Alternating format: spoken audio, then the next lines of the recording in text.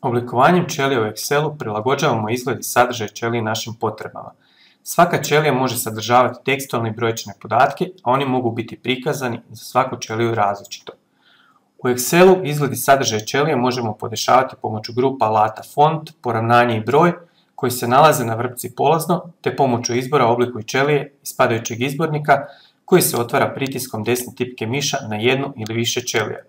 Važno je zapamtiti da ćelije oblikujemo samo za prikaz podataka, dok je njihova stvarna vrijednost prikazana u traci formule.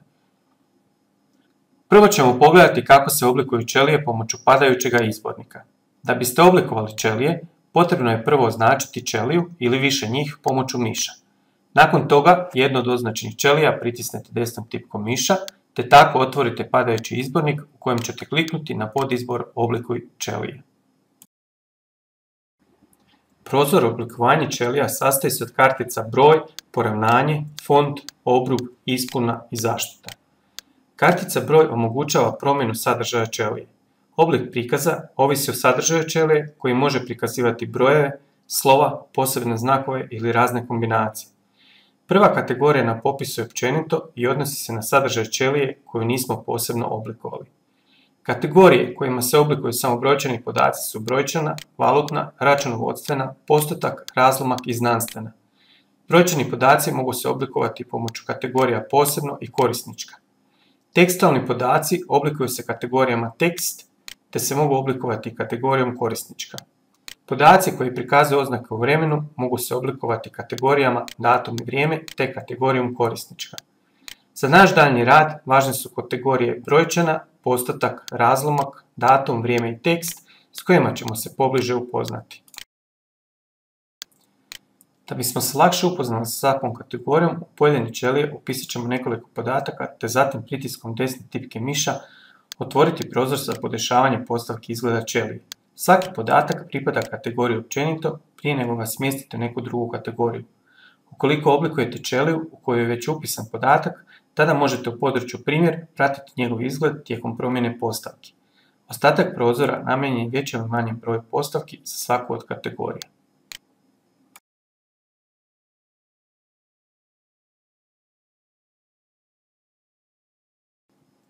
U kategoriji brojčana podešavate brojeve za opći prikaz.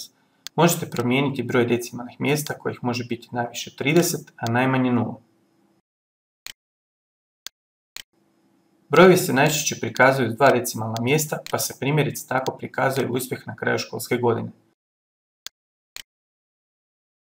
Razdjelnik tisućica olakšava čitanje većih brojeva jer prikazuju broj u grupama po 3 znamenke odvojene točkama.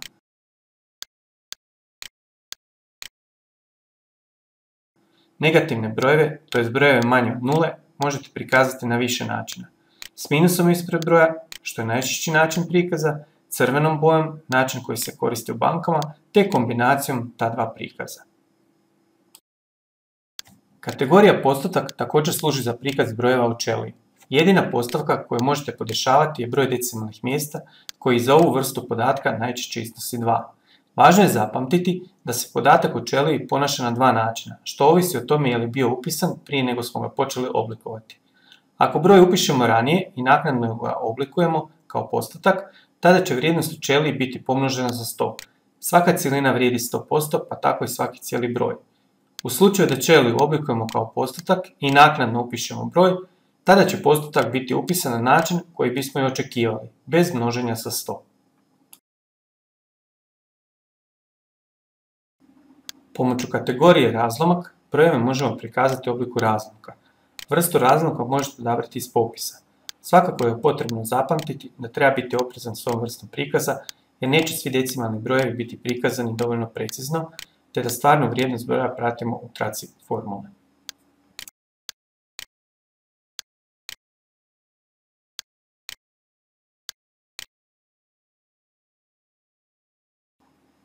Kategorijama datum i vrijeme prikazujemo vremenske podatke, tj. podatke koje prikazuju datum i vrijeme.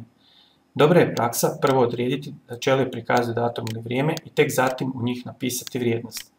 Obje kategorije sadrže odabir vrste prikaza, a nekoliko je vrsta označeno zvijezdicom. Ona označava vrste prikaza koji se odnose na regionalne postavke prikaza datuma i vremena u operativnom sustavu, pa su zato najprikladniji za prikaz u određenoj regiji ili državi.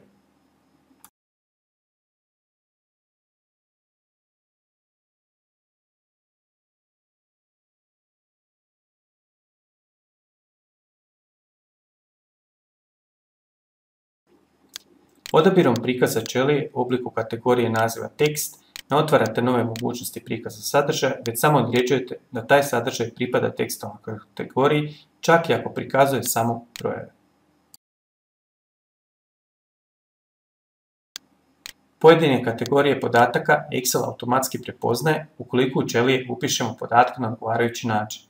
Kategorija postotak automatski je prepoznata ako nakon broja upišete znak postotka. Excel prepoznaje i datum ako brojčane oznake datuma odvojite točkom kao u primjerima.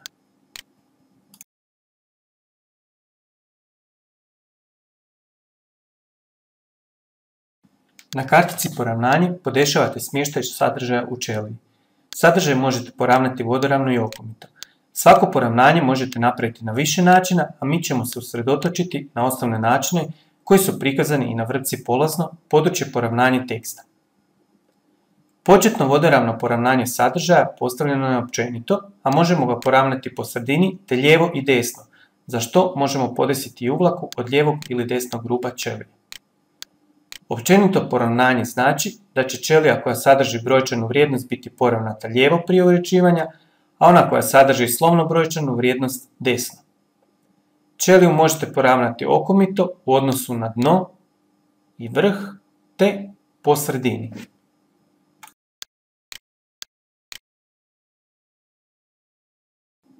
U području naziva usmjerenje možete tekst napisati okomito ili pod nekim kutom. Kut možete podesiti pomoću kazaljke ili ručnim upisom željenog kuta pod kojim će biti napisan tekst. Napomena, tekst napisan pod kutom uzrokovat će i da obrub ćelije bude nagnut na isti način. Kontrola teksta korisniku pruža 3 mogućnosti. Odabirom prijeloma teksta, dugački sadržaj ćelije možete prelomiti u nekoliko redova, pri čemu širina stupca ostaje nepromijenjena. Ukoliko odaberete mogućnost da stisnete sadržaj ćelije prevelik za njenu širinu, automatski ćete smanjiti veličinu teksta do one koja omogućava da sadržaj ne izlazi iz granica ćelije. Napomena, proširivanjem ćelije slova se povećavaju, ali samo do veličine zadane za tu ćeliju. Posljednja mogućnost je spajanje ćelija kojom možete spojiti više ćelija. Ova mogućnost često se koristi prilikom postavljanja zajedničkog naslova većem broju stupaca.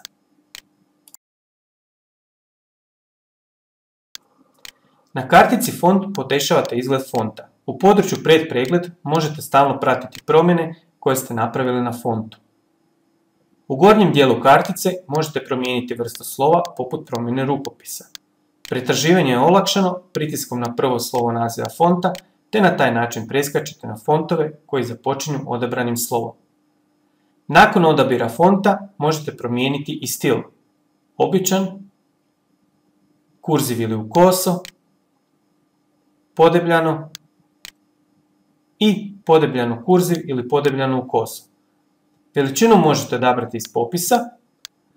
Ako u popisu ne postoji željena veličina, potrebno je upisati u polje iznad popisa.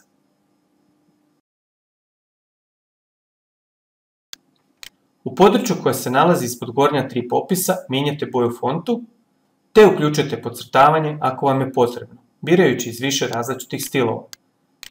Na font možete primijeniti i nekoliko efekata. Precrtano, eksponent za pisanje broja 2 kao u kvadratnoj jednadžbi, indeks za pisanje broja 2 kao u formuli vode H2O.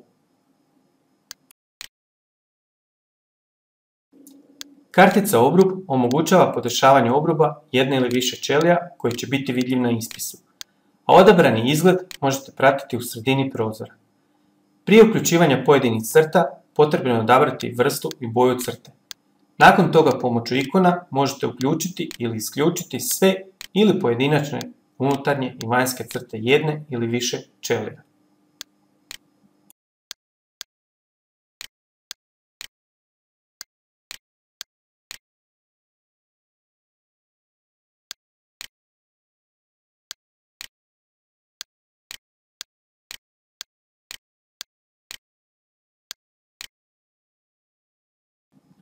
Na kartici ispuna svaku ćeliju moguće ispuniti bojom ili uzorkom.